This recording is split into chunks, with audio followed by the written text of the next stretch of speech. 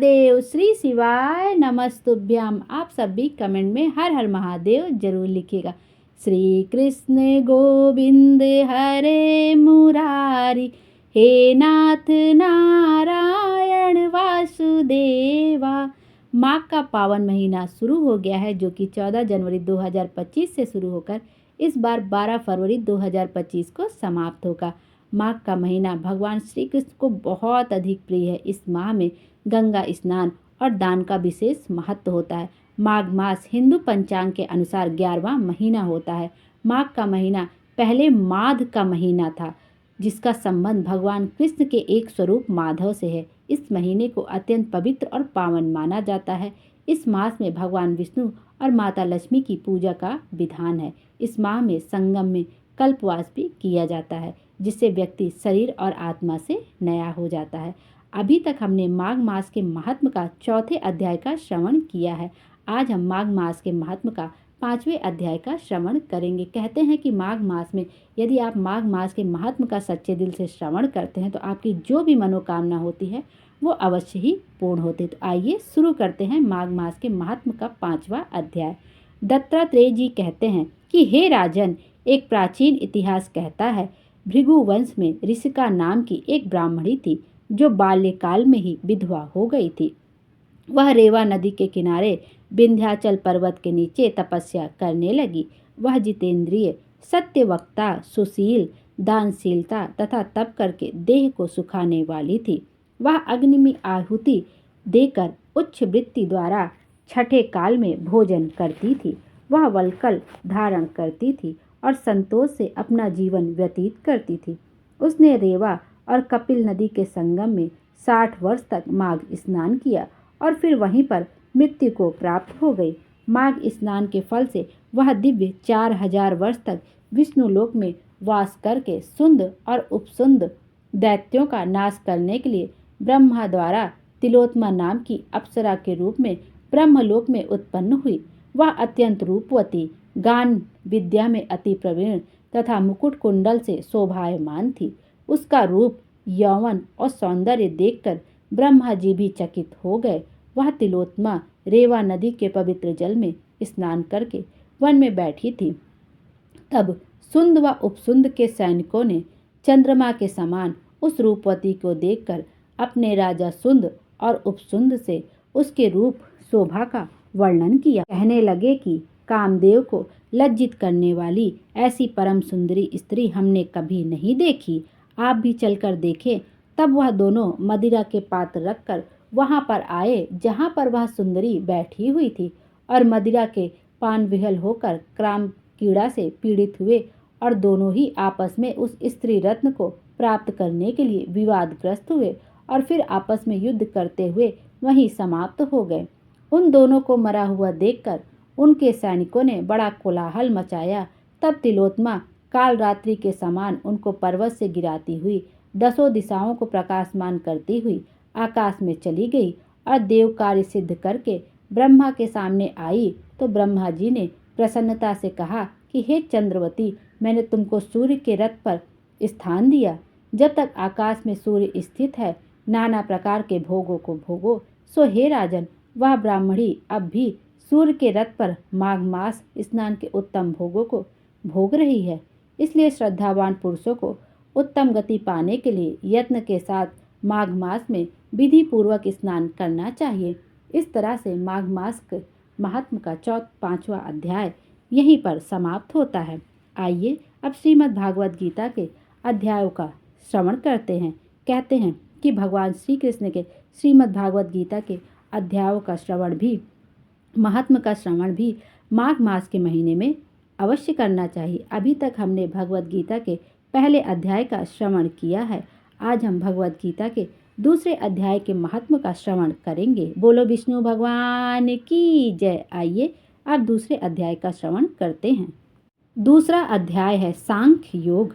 श्री भगवान कहते हैं, लक्ष्मी, प्रथम अध्याय के महात्म का उपाख्यान मैंने सुना दिया। अब अन्य अध्यायों के महात्म का श्रवण करो। दक्षिण दिशा में वेद वेदता ब्राह्मणों के पुरंदरपुर नामक नगर में श्रीमान देव शर्मा नामक एक विद्वान ब्राह्मण रहते थे। वे अतिथियों के पूजक, स्वाध्यायशील, वेद शास्त्रों के विशेषज्ञ, यज्ञों का अनुष्ठान करने वाले और तपस्वियों के सदा ही प्रिय थे। उन्होंने उत्तम द्रव्यों के द्वारा अग्नि में हवन करके दीर्घकाल तक देवताओं को तृप्त किया, किंतु उन धर्मात्मा ब्राह्मणों को कभी सदा रहने वाली शांति न मिली। वे परम कल्याणमय तत्व का ज्ञान प्राप्त करने की इच्छा से प्रतिदिन प्रचुर सामग्रियों के द्वारा सत्य संकल्प वाले तपस्वी की सेवा करने लगे। इस प्रकार शुभ आचरण करते हुए उनके समक्ष एक त्यागी महात्मा प्रकट हुए। वे पूर्ण अनुभवी शांत चित्त थे। निरंतर परमात्मा के चिंतन में संलग्न हो वे सदा आनंद विभोर रहते थे। देव शर्मा उन नित्य संतुष्ट तपस्वी को शुद्ध भाव से प्रणाम किया और पूछा, महात्मन, मुझे शांतिमय स्थिति कैसे प्राप्त होगी? तब उन आत्मज्ञानी संत ने देव शर्मा को सौपुर ग्राम के निवासी मित्रवान का, जो बकरियों का चरवाहा था, परिचय दिया और कहा, वही तुम्हें उपदेश देगा। यह सुनकर देव शर्मा ने महात्मा के चरणों की वंदना की और समृद्धशाली सौपुर ग्राम में पहुंचकर उसके उत्तर भाग में एक विशाल वन देखा। उसी वन में नदी के किनारे एक शिला पर मित्रवान बैठा था। उसके नेत्र आनंद त्रिरेक से निश्चल हो रहे थे। वह अपलक दृष्टि से देख रहा था। वह स्थान आपस का स्वाभाविक बैर छोड़कर एकत्रित हुए परस्पर विरोधी जंतुओं से घिरा था, जहाँ उद्यान में मंद मंद वायु चल रही थी। मृगों के झुंड शांत भाव से बैठे थे और मित्रवान दया से भरी हुई आनंदमयी मनोहारिणी दृष्टि से पृथ्वी पर मानो अमृत छिड़क रहा था। इस रूप में उसे देखकर देव शर्मा का मन प्रसन्न हो गया। वे उत्सुक होकर बड़ी विनय के साथ मित्रवान के पास गए। मित्रवान ने भी अपने मस्तक को किंचित नवाकर देव शर्मा का सत्कार किया। तदंतर विद्वान देव शर्मा अनन्य चित्त से मित्रवान के समीप गए और जब उसके ध्यान का समय समाप्त हो गया, उस समय उन्होंने अपने मन की बात पूछी। महाभाग, मैं आत्मा का ज्ञान प्राप्त करना चाहता हूँ। मेरे इस मनोरथ की पूर्ति के लिए मुझे किसी उपाय का उपदेश कीजिए, जिसके द्वारा सिद्धि प्राप्त हो चुकी हो। देव शर्मा की बात सुनकर मित्रवान ने एक क्षण तक कुछ विचार किया। उसके बाद इस प्रकार कहा, विद्वान, एक समय की बात है, मैं वन के भीतर बकरियों की रक्षा कर रहा था। इतने में ही एक भयंकर व्याघ्र पर मेरी दृष्टि पड़ी, जो मानो सबको ग्रास कर लेना चाहता था। मैं मृत्यु से डरता था, इसलिए व्याघ्र को ग्रास लेना चाहता था। मैं मृत्यु से डरता था, इसलिए व्याघ्र को आते देख बकरियों के झुंड को आगे करके वहां से भाग चला। किंतु एक बकरी तुरंत ही सारा भय छोड़कर नदी के किनारे उस बाघ के पास बेरोक टोक चली गई।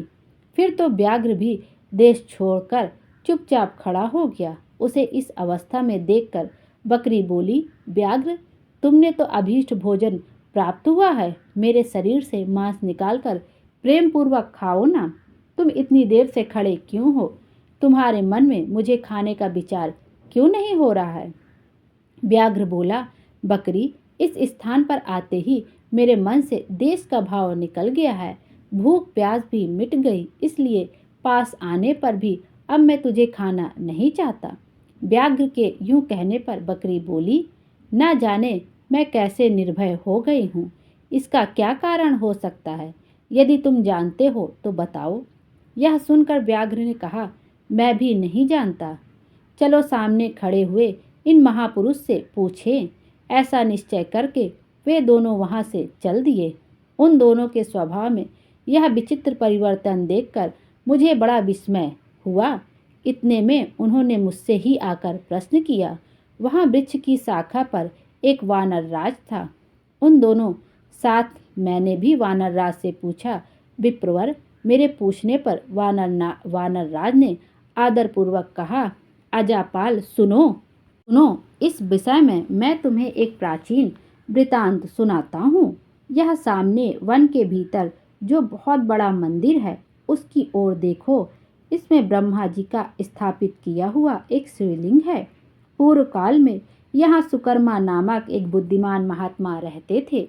जो तपस्या में संलग्न होकर इस मंदिर में उपासना करते थे। वे वन में से फूलों का संग्रह कर लाते और नदी के जल से पूजनीय भगवान शंकर को स्नान कराकर उन्हीं से उनकी पूजा किया करते थे।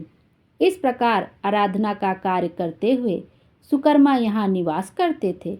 बहुत समय के बाद उनके समीप किसी अतिथि का आगमन हुआ। सुकर्मा ने भोजन के लिए फल लाकर अतिथि को अर्पण किया और कहा, विद्वान, मैं केवल तत्वज्ञान की इच्छा से भगवान शंकर की आराधना करता हूँ। आज इस आराधना का फल परिपक्व होकर मुझे मिल गया है, क्योंकि इस समय आप जैसे महापुरुष ने मुझ पर अनुग्रह किया है। सुकर्मा के ये मधुर मधुर वचन सुनकर तपस्या के धनी महात्मा अतिथि को बड़ी प्रसन्नता हुई। उन्होंने एक शिलाखंड पर गीता का दूसरा अध्याय लिख दिया और ब्राह्मण को उसके पाठ और अभ्यास के लिए आज्ञा देते हुए कहा, ब्राह्मण, इससे तुम्हारा आत्मज्ञान संबंधी मनोरथ अपने आप सफल हो जाएगा। ये कहकर वे बुद्धिमान तपस्वी सुकर्मा के सामने ही उसके देखते देखते अंतर्ध्यान हो गए। सुकर्मा विस्मित होकर उनके आदेश के अनुसार निरंतर गीता के द्वितीय अध्याय का अभ्यास करने लगा। तदंतर दीर्घ काल के पश्चात अंतःकरण शुद्ध होकर उन्हें आत्मज्ञान की प्राप्ति हुई। फिर वे जहाँ जहाँ गए वहाँ वहाँ का तपोवन शांत हो गया। उनमें शीत उष्ण और राग देश आदि की बाधाएं दूर हो गई। इतना ही नहीं, उन स्थानों में भूख प्यास का कष्ट भी जाता रहा तथा भय का सर्वथा अभाव हो गया। यह सब द्वितीय अध्याय का जप करने वाले सुकर्मा ब्राह्मण की तपस्या का ही प्रभाव समझो। मित्रवान कहता है, वानर राज के यूं कहने पर मैं प्रसन्नतापूर्वक बकरी और व्याघ्र के साथ उस मंदिर की ओर गया। वहां जाकर शिलाखंड पर लिखे हुए गीता के द्वितीय अध्याय को मैंने देखा और पढ़ा। उसी की आवृत्ति करने से मैंने तपस्या का पार पा लिया है। अतः भद्र पुरुष, तुम भी सदा द्वितीय अध्याय की ही आवृत्ति किया करो। ऐसा करने पर मुक्ति तुमसे दूर नहीं रहेगी। श्री भगवान कहते हैं, प्रिय, मित्रवान के इस प्रकार आदेश देने पर देव शर्मा ने उसका पूजन किया और उसे प्रणाम करके पुरंदरपुर की राह ली। वहाँ किसी देवालय में पूर्वोक्त आत्मज्ञानी महात्मा को पाकर उन्होंने यह सारा वृतांत निवेदन किया और सबसे पहले उन्हीं से द्वितीय अध्याय को पढ़ा। उनसे उपदेश पाकर शुद्ध अंतःकरण वाले देव शर्मा प्रतिदिन बड़ी श्रद्धा के साथ द्वितीय अध्याय का पाठ करने लगे। तब से उन्होंने अनवद प्रशंसा के योग्य परम पद को प्राप्त कर लिया। लक्ष्मी, यह द्वितीय अध्याय का उपाख्यान कहा गया है। बोलो शंकर भगवान की जय, बोलो विष्णु भगवान की जय। जो भी माघ महात्म अध्यायों का श्रवण करे, भगवत गीता के अध्यायों का श्रवण करे, उसके सभी मनोकामना पूरी हो। श्री शिवाय नमस्तुभ्यम। हर हर महादेव। भोले बाबा हम सब की मनोकामना पूरी करे और हमारे जीवन को खुशियों से भर दे। Thank you.